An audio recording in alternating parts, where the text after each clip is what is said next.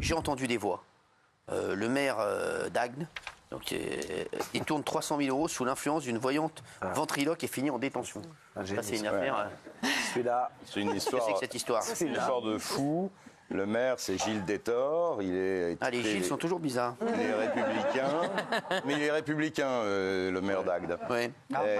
Il a été mis en examen pour prise d'intérêt illégal. Déjà beaucoup. Il a été mis en examen pour prise d'intérêt illégal et corruption. Ça, c'est en mars 2024. Il est écroué.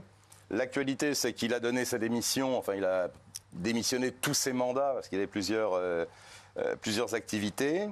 Et il est encore, à l'heure où je vous parle, en détention. Ce qui est intéressant, c'est le personnage, c'est la femme qui s'appelle Sophia. Elle a 44 ans, elle est le personnage central.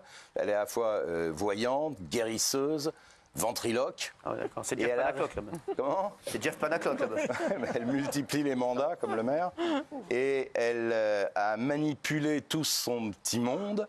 Et là, on s'aperçoit qu'il y a une avalanche de mise en examen. Non seulement le maire, bon, ça c'est. Mais racontez-nous l'histoire, parce que l'histoire, en réalité, elle a un stratagème où elle modifie sa voix pour mettre certaines personnes sous emprise, dont le fameux maire. Et elle réussit à leur faire croire qu'il parle avec un être surnaturel provenant de l'au-delà. Ouais. Enlève ton slip. Mais là, c'est Michel. Plutôt, là, en l'occurrence, c'est plutôt fais-moi un chèque. Ouais. Vous êtes très slip ce soir. C'est vrai, t'as raison. Oui, moi je serais plutôt chèque. Oui, bien sûr. Ça, c'est coquin. Et par ce stratagème, elle réussit à convaincre le maire de se soucier du bien-être de son interlocuteur. Ouais. C'est-à-dire qu'en gros, l'interlocuteur, c'est elle. Bien sûr, j'ai pas compris. Et elle se fait offrir, elle se fait payer son mariage, elle se fait payer les travaux, son 3e mariage. Alors, il n'y a pas que la mairie qui a payé, parce qu'il y a aussi un entrepreneur. On retrouve les gens du bâtiment, du groupe Eiffage, qui sont mis en examen pour abus de confiance. Eux, ils ont fait des travaux au domicile de la voyante.